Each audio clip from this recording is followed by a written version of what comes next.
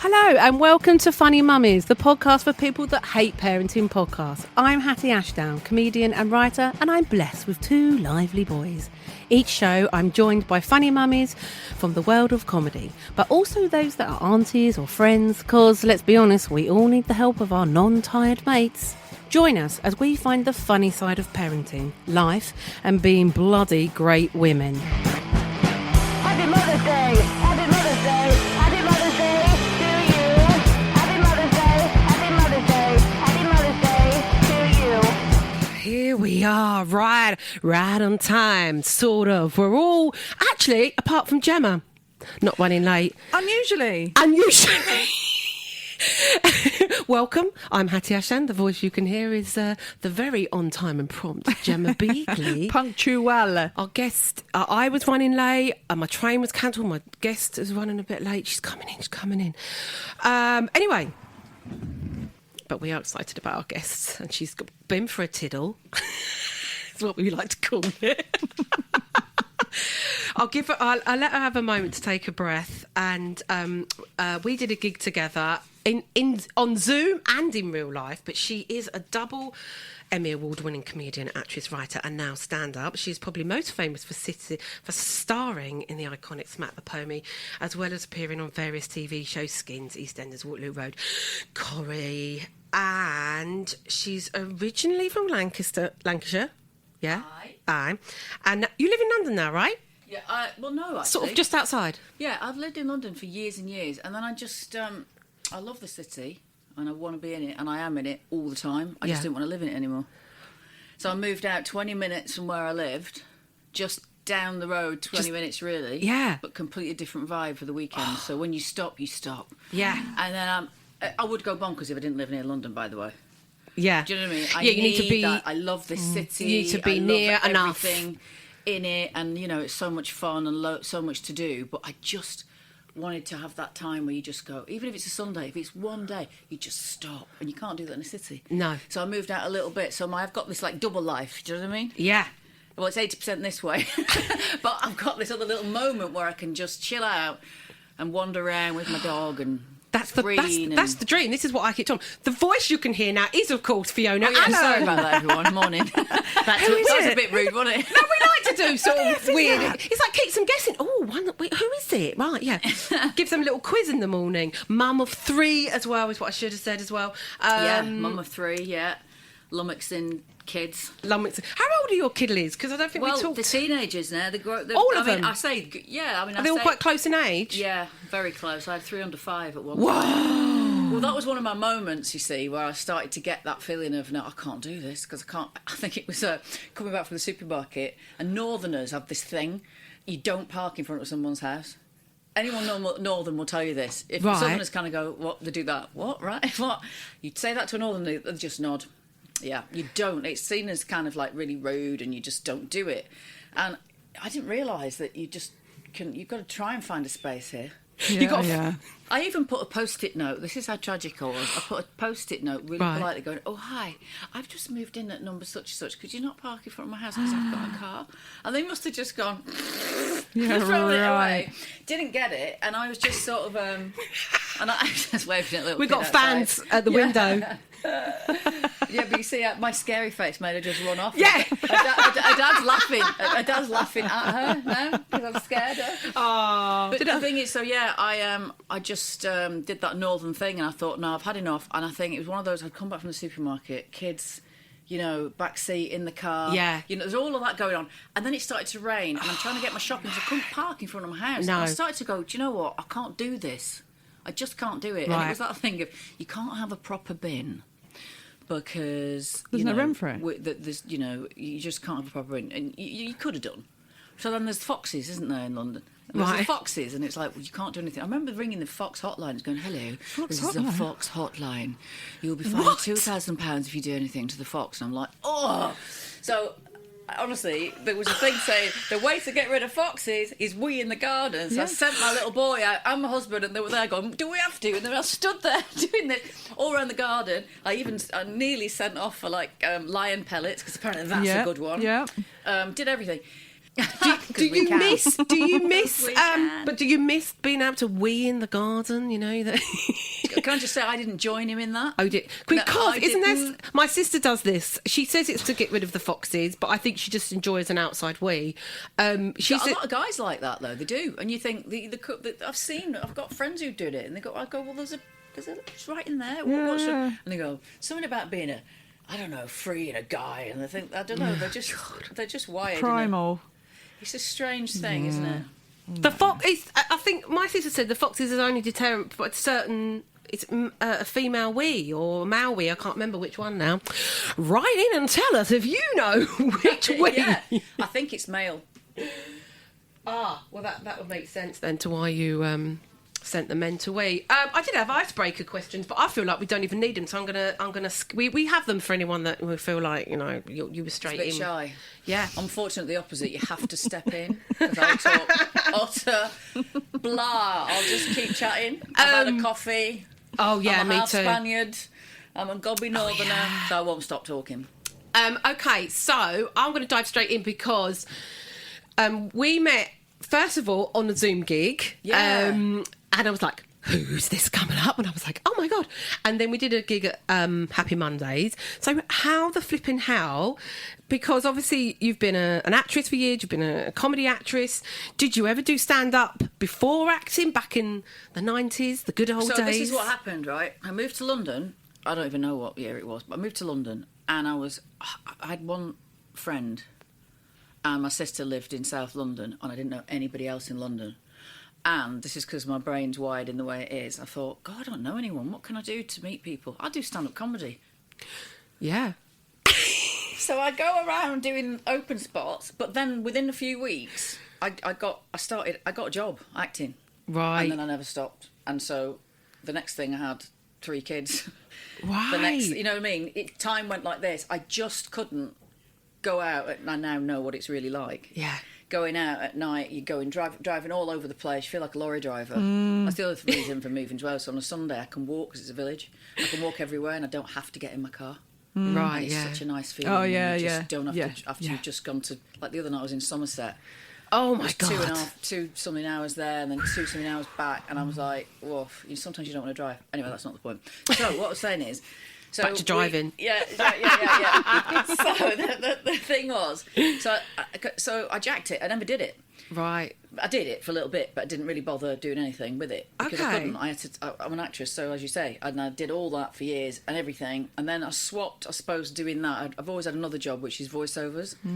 So I've always done that.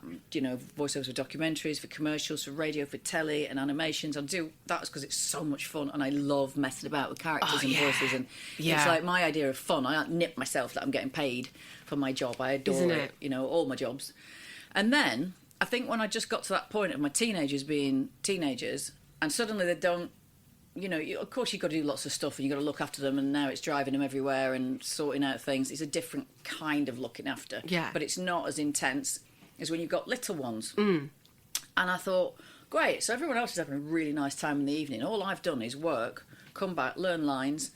And then I remember actually doing a movie and it was set in 55 BC. And I had a shaved head and a fake tattoo, and I was a warrior, and I had a big sword. And I've seen the pictures. You look amazing. It's bonkers. But do you know I was doing my shopping on the phone to Sainsbury's, and it was a break. And I remember there was the specific point. It was like the specific point of why I moved with that salad bag popping. There was a specific point I asked for a block of cheddar cheese, and I was actually saying out loud, what is wrong with this picture? Look at me. Why am I here ordering the cheese? It was nuts. And so you just sort of get to that point where you go, never stop. And I thought, hang on, I just want to do something else, because I'm writing something as well, which is kind of in there with someone, and I'm trying to do other things. I thought it might be, I wonder what would happen if I did stand up. And I thought, nah, oh, come on, that's ridiculous. It was like, stupid idea. And I thought, it wouldn't go out of my head. I don't know why. And so I decided to do it. And I was talking to this guy, he was a producer, he's a really nice guy, and he said to me, do you know what will make you do it? And I went, what? He went, just book a date. And I went, really? He went, book a date. So booked a date, and I think it was in May, a year before lockdown. So I did the open mic circuit. I thought I'll do it for 12 weeks, see what I feel like. And after 12 weeks, I thought, don't know what I feel like. I'll do it another 12 weeks. I'm like, actually, I quite like it. It's quite good. And then I panicked a bit because I thought there was loads of kids. Yeah. And there's loads of these weird comedy courses where they sort of all then hurtle out into the circuit. Yeah. And if somebody's... I'm going to be careful what I say. When somebody sort of says something funny, you should be a comedian, and then there's about 3,000 of them, and they're all like really weird. Yeah. And then I was about to think, I can't be bothered. What I'm going to do is just write a show. I'm just going to do that. Forget this. And then suddenly... A live show? You were thinking you're going to write a okay. Which I am, actually. But I sort of looked, and then suddenly you look at the circuit and you go, actually, it's quite bouncy, it's quite vibrant. You've got people of all ages, all nationalities. There's loads of women doing it too, as well, I think, and I think it's so kind of... There's so many different gigs out there that suit so many people, and there's so many festivals to go to. Yeah. There's so much of everything. I thought, do you know what? This is quite good. I like the openness of it all. Yeah. So I carried on and I did it. So I did the open mic for a year, got my first booking, and 2 weeks later was lockdown.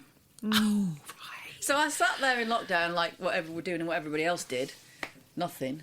And then I started again just after it.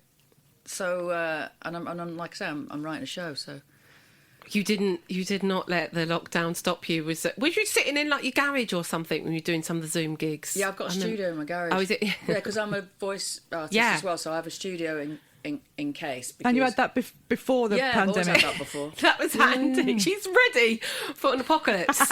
Most people might have tins and a bunker. She's got a microphone and studio. Proper one. Yeah. And it's got a door and windows, and it's soundproofed, and it's lovely because... so I've used that anyway.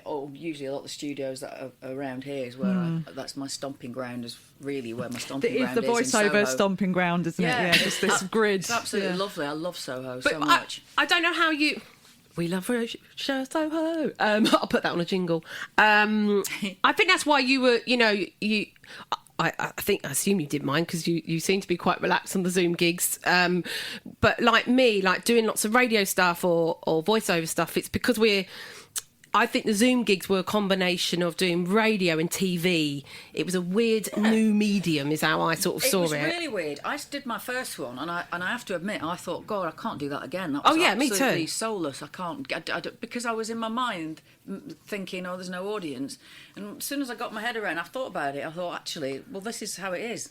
And this is all it can be. Yeah. And I suddenly started to really enjoy them. I thought they were great fun. Yeah. Because you could say anything. Yeah. And, everyone's really chilled out at home. Yeah. The audience kept forgetting that you could be seen going like this and crunching crisps and falling off the sofa. It was actually really weird looking at so many strangers' living rooms, and I'm there thinking, look at that sofa.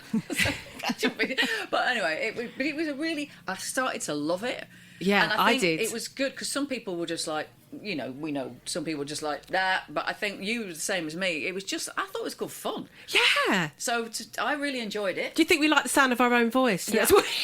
We were like, I don't care if you're not laughing because I'm just chatting away and having fun. I mean, they were sometimes soul destroying a little. And as I always said, if you kind of died, which is really hard to measure, you would go, okay, you're really enthusiastic, you give a little time, you're like, okay, bye, and then put the lap down, and you're like, I've just saved my living moment. I just died, and now I'm just here. But the thing is, they used to mute a lot of the people, and only save a few people for noise, because otherwise it get too noisy. Yeah. So you don't really know if you did or not. Yeah, they could have muted the people that were actually doubled over, belly laughing at you, and you would never know. Didn't you do it? You were telling me. You were telling me about there was one that you done. It was like a corporate one. Yeah, and it was at 6 o'clock, and you said that you could see the reflection in someone's glasses of a spreadsheet being open, and the guy's obviously still working. Oh, it's just like, oh, bloody hell. Nice. Yeah, but I did once at like 4 o'clock in the afternoon, and you go, oh my God, for Barclays Bank team building whatever, and you think, no thank you, then you see all the money, and I was like, okay, yeah, fine. I'll just turn it on as much as I can. But they got a bit better. I mean, nice and spiky, big up. They got really good at sort of like, prompting people to like, don't just sit at your desk, like Oh, try they're and good. He's Yeah, really like- good promoter, though. Yeah. And I mean, and the thing is with him as well, he's got like a following of people that I think they love him. Oh, you're talking about Sean? Yeah. Well, they do it together. So Sean, Oh, yeah. Does Happy Mondays and Collie Wobbles. I think he calls himself. But no, Nice and Spiky Oh, no, you're is talking Clara. about- But they do work together on a lot of Yeah. things. But yeah. Anyway, we could talk about it too. Let's have because I did ask you, Fiona, for a little song track. Something you'd like to. We always like to ask people. Well, this is not so much like the problem with me. You know, when everybody says to you, like, "What's your favourite?" I haven't got a favourite because I like so much. Do you? Yeah, it's like, "What's your favourite colour?" Well, I love blue, but I also love red, and I love that. That's my brain's like, "Meh." So Yeah. But it just happened to be that's the mood I was in. Yeah. And you know, I used to work in a club when I was a kid. You worked at the Hacienda, didn't Yeah, I you? did. A club. And so Just any old club. Just a club. Just any old club. But I love house music, and this DJ, you know, she mixes house, Right. but with a lot of gospel, which sounds weird. That sounds like it shouldn't work. If you play it, Oh, it works. you'll see. And she's great. She's a busy DJ. She's Sophie Lloyd. She's all over the place. She gets anyway. So it's a track, but I just think this voice is so strong. And I know you're going to think this doesn't sound right, but trust me, I think you'll love it. I've had a little listen. Would Oh, you have like to you? introduce it? Yeah. No, you can do it. Go on. Oh, okay. No, Angels by My Side featuring Pauline Taylor. Let's go. Pauline Taylor's voice is just like, whoa. You know, proper gospel. Beautiful.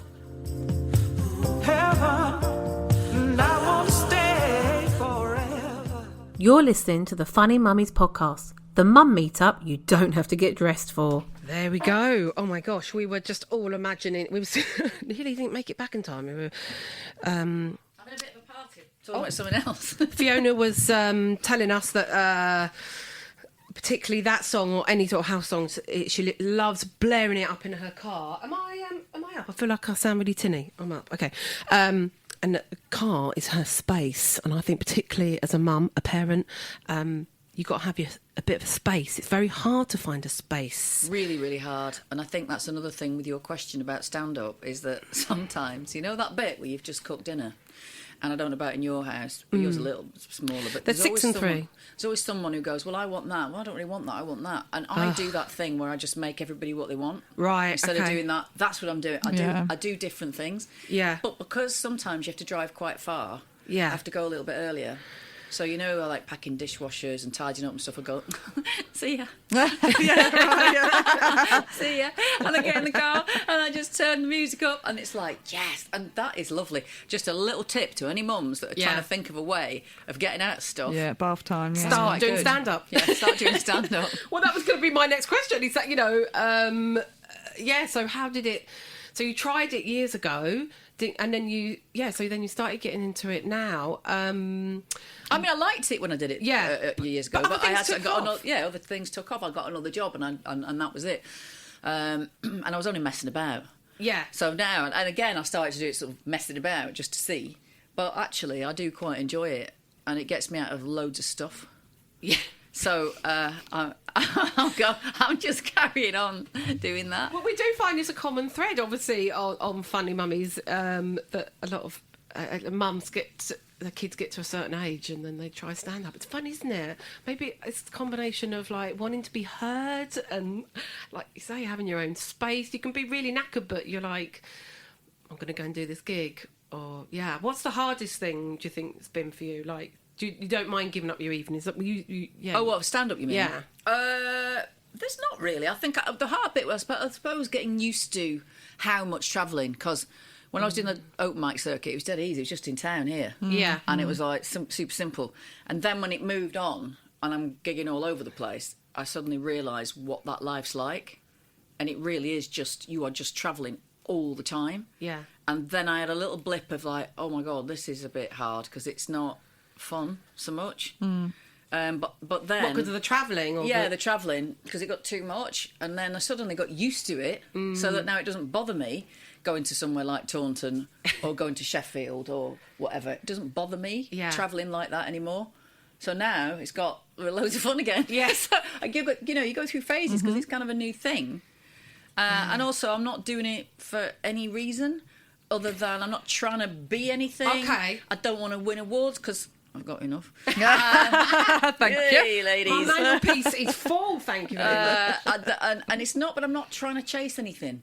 You know, Right, I'm just oh. doing it because I properly Love it. enjoy it. Yeah. And I think for me, and then if I can write a show, and that's just to prove myself that I can concentrate in bigger sections than 2.5 minutes, that if I'm trying to prove to myself I can concentrate enough without thinking, I've run out of washing powder. But I mean, you know, and so to me, it's great because I'm just having a laugh. And also, I'm not one of those people that, I don't know about you guys, but you know when you get those people who go, oh my gosh, I'm going on holiday, I've got 2-3 weeks on the beach. I could last an hour on a beach and I go, oh, this is lovely, and then I go, right, now what? I can't be bothered. Right. I'd rather be in a city, have a 2-day break, go to some art galleries, or just eat some stuff and not even do that. You know, that's the kind of person I am. So for me, when you start going away to these places now, it's like little mini breaks. I'm having these little mini breaks everywhere, and I suddenly turn up somewhere, I go, oh my God, look at the sea and the sunset, this is really beautiful, I'm taking a picture. And then I sort of buzz off again, and I'm really enjoying all of that. It's just, and it's not like, it's not with anybody. No. You know, I haven't got anyone, any of the kids they're asking me for anything. Yeah. I haven't got my crazy dog, which I love, and I love him, but you know, he's just like a bonkers toddler, like all cockapoos. And you know, and you know, and my husband is dead cool with it. He's cool. I was gonna. That was Well, he's gonna a be producer, so he gets our business. He understands our world, and he was always fine. You know, whenever I'm filming and I'm like, you disappear off for weeks, or even if you're at home, you almost disappear because you come home, learn lines, and then you get up and you really you're not present with anybody else, and so we get each other's jobs, and it's sort of fine to do all and be all that. So I feel like I'm just having this little adventure, and I think to myself, you know, I'm middle-aged and I started a new job. Well, good. Yeah. And so I'm off. That's it. Well, and I've just honestly having a laugh, and I just meet such great people. Thank you. And I was doing like a thing never with my mind, hand on that Dave. you can't see. She's pointing to us. And, Never mind us. One day you'll meet some nice people. so that's it, really. You know. I mean, and obviously you are brilliant because I do obviously think that little stand-ups make actors make the best stand-up because you know you've got the comedy timing, you know, as well. Obviously you've got the material, but you know, I think. But that material thing's quite hard. I didn't realise, you see, that you can get a stack of material, and every time you think, oh, I like that, it goes down and down, then you get some more, it goes down. So I'm doing that thing at the minute. I've probably got a couple of hours of material, and I won't ever do it because I don't think it's right. Right. And I love that thing where I go, ha, and you make yourself laugh and write something in the book. And I do this thing called the 24-hour test. And so I look at it after 24 hours, and then I look at it, and I often usually nearly 10 out of 10, I look at it and go, no. I don't even know why I thought that was even slightly funny. There's not even an idea that can bounce off that. And that's my process. It goes, it's strange, you know. And okay. So that's how I not do things. Out on anyone, like on the, you know, at home, trying it out on the kids or your husband or anything like that. Just I only do it if I'm absolutely, in my mind, because I can't deliver. Like, because I've done that where you think, oh, just, you know, you start it out and you've got a few minutes. You need 10 minutes. Or I have to fill it with 10 minutes. And I might have been doing stuff. Even, it might have got a laugh and stuff, but I didn't really find it funny myself. It wasn't properly me. You go through a process, don't you? It's learning that thing of... Yes, and being so, authentic. So until I get that feeling of I'm happy to say it, even though I think it might be funny, it might be better for someone else, not me. You know, and I'll just not bother. So I'm changing the way I do it, really. Do you think that comes from like... Yeah, I write stuff sometimes, and... Like, my husband came to see me on Sunday. It's the first time he's seen me in about 3 years, because this is what happens when you have kids. And he was like, there's certain bits that, like, is a good joke, but I don't think it's very you. And do you think sometimes that comes from, obviously, writing a script is different, because you sort of... Yeah, probably. But also, you know, if you're writing a joke that works, you know, you can sometimes say, look, we all say this thing where every stand-up says, it's not always true, you know, we do lie. Yeah. So we make stuff up. You know, there are exaggerations of stuff, and or you know, that's what it is. You exaggerate on things. You do exaggerate. And you might just make something up because it's funny.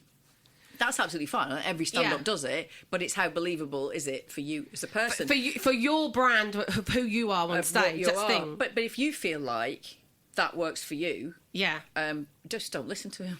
Yeah.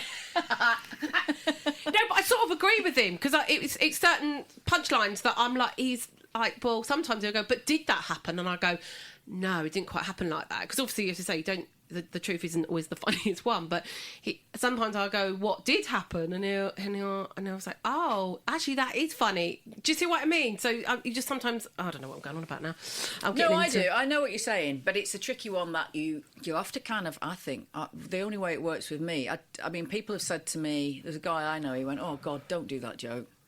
What are you doing that joke for? And I love that joke, so I carry on doing it. That wasn't my other half. That was just a guy who... Does it get a laugh?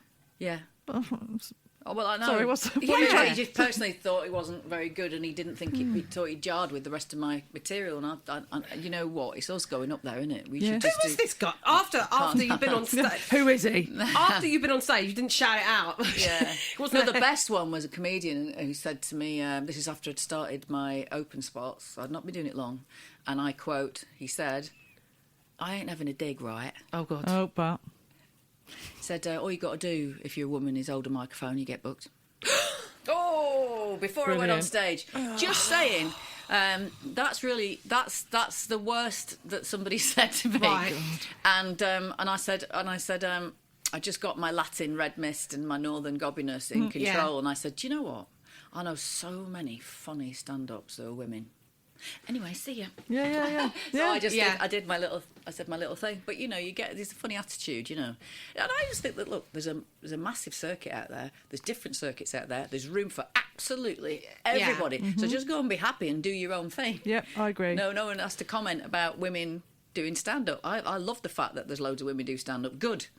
God, that's so old school of him. Said I thought Yeah. we'd moved on from Yeah, I that. thought we had as well. Yeah, I think he's a different type of. You do circuit. get it. Well, if I I do, wonder if he was saying it to be thinking he was being helpful. Like, you're all right, you're Yes. okay, you just need to stand there. yes, No, that's he was true. having a dig. You think he was having a dig? I just always think when someone starts a sentence, there's some stand up in this, isn't there? What with? I ain't having a dig, right? I never did. Well, there is a but. Exactly that. He's about to You say are something. actually having a dig. Yeah. He might have thought he was flirting with you as Is well. that as he gets his shovel out? I'm not having a dig. Well, I can see a shovel in your hand. I'm pretty sure you're about to dig. Yeah. Oh God. So where should we go next? So I want to talk a little bit about your parenting style a little bit, but My parenting style is because, interesting. Or not, apparently. because I remember that it flicks up all the time. That clip from Smack the Pony where the kids have got their cartons of drink, and it's one of your clips, and you get the box of wine out and stick the straw in. That's been viral for years. Has it? For mums, apparently, because I don't do Facebook, but it's been viral on Facebook for quite a while, and it's gone off all around the place because just mums find that really, really funny. And it's a silly little sketch, but it does make me laugh. My parenting skills. I mean, look, I had an interesting. So my mum is Spanish, and they have a very different way with their kids than the traditional English way. Right. And as long as you're just happy, and you play, and you eat well, you know what? The world is good. Okay. It's all about freedom. Okay, so not too strict. No, my mum was Quite not laid strict back. at all. But my Okay. English dad was strict. Ah. I say he was. He's still here. But he was the strict one. But no, my mum was always like, "Oh, Fiona, oh, you're such a case." That's what she used to say to me all the time because I was always doing something really like, you know, I'd fly down the banisters like, but I wouldn't walk down the stairs. Yeah. I'd actually just go like a slide, always. And she's like, "Oh, Fiona." Always, you know, I was always doing something, love that. just doing something bit naughty silly. or a bit silly. And did you have siblings? Yeah, older siblings, so for me, I am very, very laid back, like with my kids, very laid back, Right. And I don't believe in. You know, I watched other parents, and I used to really annoy them at school because they were all so pushy, and not all, most of them. There was a particular group, and they were very, very pushy, and it was all about, you know, shaking hands at 5 years old and looking someone in the eye, and it was just like, you know, go and play. I don't really care about that. And it's like, you know, coach after coach after coach. There's one woman who used to make her son watch the video back of the coach to see how he was doing. So goodness. you know, the danger there is that all these pushy parents that do this to the kids, and they get them coaching for this and coaching for that and coaching for this. Tutoring. They all become technically okay, but then when the natural talent isn't there, and that's being blunt. Yeah. You know, there's millions of people trying to be Tiger Woods. You know, there's millions of people want to be the best cricketer, but you've got to be something else to be that. Yeah. And all Yes. the parents, it's almost like they're living their. I always found with one, it's sort of almost living their dream of what they didn't do, vicariously and thought living that for- they yeah. were the best. They were best, and you know, and I saw kids being pushed and pushed and pushed, and I couldn't bear it, and I once said it out loud because. You know, you watch them and they've got to have more tutoring after a long day and all this kind of stuff. And I went, you know what? I don't care. And they could have heard a pin drop. And they went, well, what do you mean? I went, just don't care. I said, as long as my kids are happy and they're getting educated and having a really good time, then the rest of it, I don't care. And one of them looked at me and it was like a real weird moment. And she said, are you joking? And I went, no, I'm not. No, I'm not. And I was kind of like, you know, the person that was just some sort of some sort of mad hippie. Hippie. And funnily enough, you know, my son, he passed his exams. I just didn't push him. And I remember once, I'm not saying it in that way, you know, he didn't go to Oxford, but he did fine like everybody else, but he didn't have that pressure. Yeah. And I remember there were eight or something, and there was a week of exams, and all these parents were pushing, and these exams were all day because they were trying to get them ready for more exams when they're older, and it was all this all day. And I said, right, Felix, that's my son, we're going out to dinner every single night this week. I said, you choose a restaurant wherever you like. And so we went out every single night for something to eat rather than cram and push exams. So he was just chilled. And we saw a couple of parents in some of the restaurants, and the looks of us, I was like, anyway, do you want anything else? You know? And I just do the river. I don't mean to. It's just I can see that my way of parenting is just very, very different. And they're lovely, my kids. And and people genuinely all love all three of them. They are lovely. They're all very different, and everybody loves them. And they are sociable and popular and loads of fun. And I think to myself, well, they're not having a breakdown because well, anyone could have a breakdown, but mine are never going to have one because of you pushing them too much. Pushing them too much. I mean, what is the point? I just think, you know, it's a hard life to be free as a child now. You know, when I was little, I could go and play out. I mean, properly play out. My God, it was so... We talk about that a lot, don't we? But I still think of that. I remember those as some of the finest moments of my life, you know. There's that freedom of running across a stream and across a field, and I had a friend that was a donkey. But anyway, my mum used to peel carrots. She used to peel them for the donkey. Yes. Well, I thought that's quite nice, very Spanish. It has to be very nice for the donkey, for the little donkey.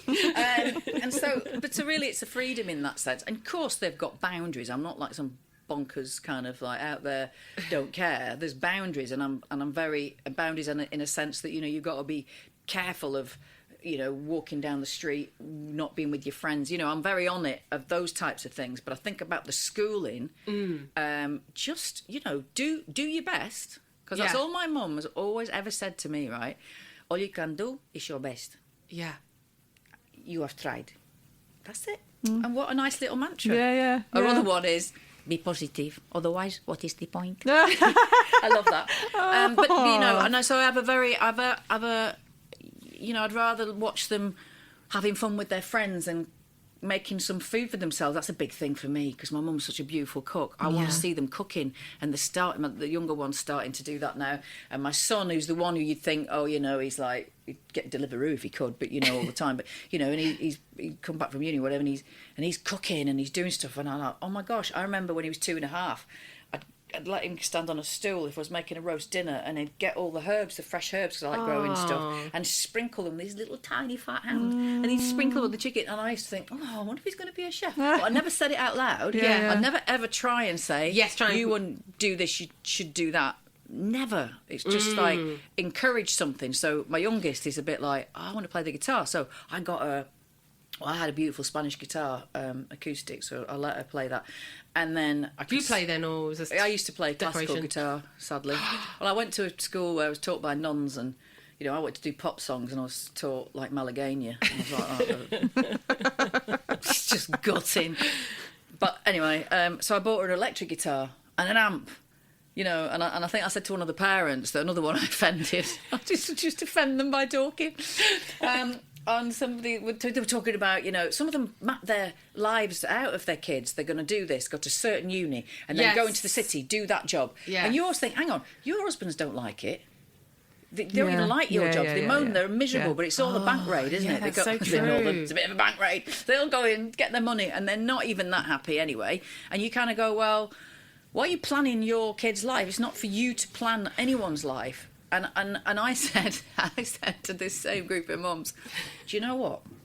If any of my kids said, I want to be an accountant, I want to go into finance, I genuinely would look at myself and go, you failed as a parent. I didn't know where that was going to go. Oh my God, if looks could kill. They were...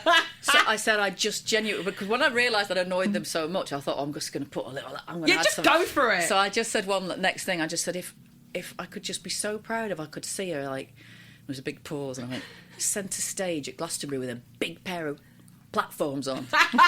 Then, I would be so happy. And I think you could have just heard a pin drop. Again. So my parenting skills were slightly jarring with some of the others. You know, but obviously I'd try and help, but then I realised I couldn't if they were stuck on something because I don't do maths the same way as they do it now. They do a really weird way of doing stuff. I think that everything's different and it's a lot harder. It's so, I mean, I think I bring up this every single podcast, sorry Gemma, but it's the after school clubs thing again. But I think because I just think that's so good because I think it's linked to school clubs and pressure. Just before you came, I was talking with our lovely producer about secondary schools and like where to send them, and they're my eldest is only 6, and I think I've got into that because of the mums and already talking about what's the best one to go to, and you just have to be so careful that you're not it's just following a trend and pressure. I'm just like, so I should be thinking just about that. Don't I mean, you know, just don't even fall into that, because I've always been like, I mean, and the school's a school, innit? So unless it's like really, like, I went to quite a, I think now, I didn't realise till years later, it's considered quite a rough school. But I'm all right. I think, if anything, it drove me. And you just do what feels right for your family and your kids. And that's a good warning signal that you're giving yourself, which is to not get involved in that pressure. But and you make have your to own mind really pull yourself back and but really you have can. a lot of self-control. But you can, but just don't get into it, because otherwise you'll end up doing what I did and you'll come up with some daft things and all the mums will be like this, and you know, but you just do what you feel like what's right for you, and what's, so it's safe to say right for your kids. Did you not find I was talking another fellow Funny Mummy who's been on here a few times, Josie Long, she's moved up to Glasgow, and we were talking about finding your fellow friend parents, and is it safe to say then you didn't really find them at that stage, like, you know? No, I did find there was a couple of lovely ones, I've got to say, but I do stuff in my stand-up about the others. Oh, yeah, I think I remember. And I have to say, I enjoy every minute of that. And I have to, yeah, because you can just... Yeah, but do you know what? If that's women having a go at women, the way they're doing that thing. Oh, yeah. And I find that really interesting. Yeah, because all the lovely mums are all there going, and I'm doing that. I do that when I stand up now. Yeah. So I think we can laugh at ourselves, can't we? I think so. But I think we can, and I think but that whole school thing, you know what, you just do what you want to do. And anyway, you know, as well, you said 6, right? You might decide to move in 2 years. Yeah. Well, we do want to move, and that's the thing. But I'm thinking I'd start looking at those schools, because 2 years goes like as quick as that. Right. Well, 2 years. I'd start looking pandemic, at those and just out of interest areas. Yeah, I'd do that instead of getting into a a hornet's nest of like, oh, well, and is it going to be that different, that the school they choose from the one that's 3, streets away? You know what? Just free your mind of it. Friends, I don't know if you had this with your kids. Friends is a big thing. I was talking to someone on my road, and she sent her kid to a school that she thought was the best school, but it was not with any of her friends, and she's struggling because she doesn't know one person. She'll make friends. She's a kid. Yeah, I know. My attitude on that, you make friends really quickly as a child, don't you? Yeah. You make friends with, really quickly. And then I look at it as, and you get a new set of friends, and you still have your other set of friends, if they're real friends. But, kids, flaky. But, then you open up your world. And so my attitude on that is, unless it's people aren't being particularly nice to her, but if you go to a new school at that age where everybody is, there's going to be loads of other kids there that are going to new schools that have left their friends, their friendship groups, and you stay friends with who you need to stay with. Like one of my best friends, we've been friends since we're 5 years old. Oh. 5. And she lives in another country. The trouble is, all my best friends don't live in the village I live in. Same here. That's really tricky. But it doesn't matter because we talk all the time, and you just it's dead easy, isn't it, to do that? And and I've hopped over there to see her in Corfu. Just hopped over there, but not a lot, because I haven't got time to. But it's nice to see people, but they all sort of don't live there. But the point is, what I mean is, if you're going to be a friend, you know who your real friends are. Yeah. And along the way, you stay with them and you stick with them, or you go move your on. separate ways. Yeah. You meet new people. I mean, like he's 6, my oldest, and we've had the constant thing of like, oh, he's struggling to make friends. But I didn't really make friends when I was his age, and it took me when I was a bit like to find my people. So, well, psychologically, and I know this because a lady told me in a nursery. Gemma's got to whiz off because we're running a little bit late today. So bye, Gemma. You can say bye. I can say it. Goodbye. Bye. I'm gonna.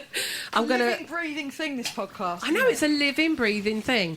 I could edit that bit out, but I'm too lazy. They don't make friends till they're at least 5 or 6 anyway. Do you think that's proper friends? Right. They don't. I know somebody running a Montessori nursery told me that because I said, "Oh, this is lovely." Because I love Montessori because it was a proper one, like a. Bye. It was a proper one, like a, with wooden stuff and. They were all, it wasn't like kind of horrible toys and dirty it was toys. It was lovely, and it was all just doing things like your kids had fiddled with something in the kitchen, and it was really lovely. And I said, oh, they all seem to be very self-contained doing, because I was just looking when they, but they don't often get friends properly till they're about 5 onwards, just because that's just not what happens when they're younger. So it's usually the mums that put them together, meeting up in the park, which is, I mean, fine, but they don't properly and we put play. That pressure, you see it. Actually, we put that pressure. We go, oh, so and so's your best friend, or like from so young, and actually that's not fair, isn't it? Yeah, that's so true. God, that's a whole nother. Do you know what I do? Topic, I've always done is gone, do you like them? And they, or don't know, I'm not sure. Yeah, but they did. I said, oh, forget it. Come on. That's my attitude. Do you like them or not? Oh God! Now I've had the thing where like they're not getting on, but I get on well with the mum, and that's really a struggle. That's a really tricky one because I had a friend when I lived in West London whose one of her kids was a spoilt, shouty, like really like angry little kid. Yeah, and he used to scream and like shout at people. Sounds a bit like my son, but yeah, go on. and I nearly told him off. Like I said, "Are you all right there?" Yeah. Like what's going? Are you all right there? What's happening? Yeah. Because obviously he's little. I'm not going to. But it was a real kind of moment of just like make him kind of do that because his mum did nothing. Right. And I'm thinking, okay. hang on a minute, we've got that. That's the tricky one. So you get, like you say, you get on with them. But then if they've got these really different values of being a nice little human being. Or letting because some of them want them to be strong and they want them to be that shouty, and they'll be probably looking at screens when they're older in a pair of chinos, and you want that, go for it. Not my world, it's not my thing, and it's not my kids' thing because we're not those kind of people. This is boundaries. Like my boy's not roughy tufty, and so there's been a lot of things for like playdates with boys that are a bit more roughy tufty, and because he. We don't really know, but he's actually getting another assessment next week. He's on some kind of spectrum, and he needs certain boundaries. We have to set a timer for playing games, internet games. Yeah, I get that. Do you know what I mean? Structure. But they don't. So that's the problem. Is then he's just like sensory overload. Yeah, could go get on. it. I've got a blooming wrap To be this honest, up I think in a I get minute. that myself. Yeah, I need it. I mean, No, there's too many microphones in here. No, honestly, I like straight lines. Oh, really? I'm joking. No, I'm not joking. Do you know what? My kitchen is like, if I could, I've sort of given up recently. So I've got piles of like diaries and stuff and piles of things, and I've got a computer laptop there, and I've got an iPad shoved there. Do you keep buying another notebook to make yourself more organised, that sort of thing? No. That's what I do. Oh, okay. I just don't throw out the old ones. And Right, I'm like, okay. it's getting a bit more messy, but I have got a white gloss kitchen, which if I could just have that, and it was pristine, it was so kind of like nothing out of its place. Yeah. And lovely. And I've gone through a phase of just giving up with them all because they just leave stuff in the sink, leave cereal, and I've just given up a bit. But if I could have that all neat and tidy, I really would. Yeah. I You know, really just... what's that? It's a really old-fashioned saying. Somebody made me laugh, and it's something from the 1950s. There was one of those housewife books, and it said something like "tidy house, Tidy mind? That's something like that. Yeah. Tidy house. Didn't say relax then, did they? I suppose No. mind, but something like that. Calm mind or something like Yeah. that. And I remember going, whoa, God, 1950s, and it had that kind of picture of a woman doing Yeah. the thing. And then afterwards, now. I was like thinking, oh my God, I get that, because when everything's really neat, Yeah. like I sit in my space, like I don't have a telly in it, so that doesn't encourage any of them to come in. Perfect. And the only thing that's messing it up and following me is my dog. That's only one though out of Yeah. a bunch, so that's not bad. That's not bad. Oh, Fiona, I feel like we've just had a real good nugget of who you are. And we don't... I don't know if that's a good thing, is it? No, I'm not well, sure. yeah, no, but so much more I could keep talking about, and unfortunately we can't because we do have a time limit.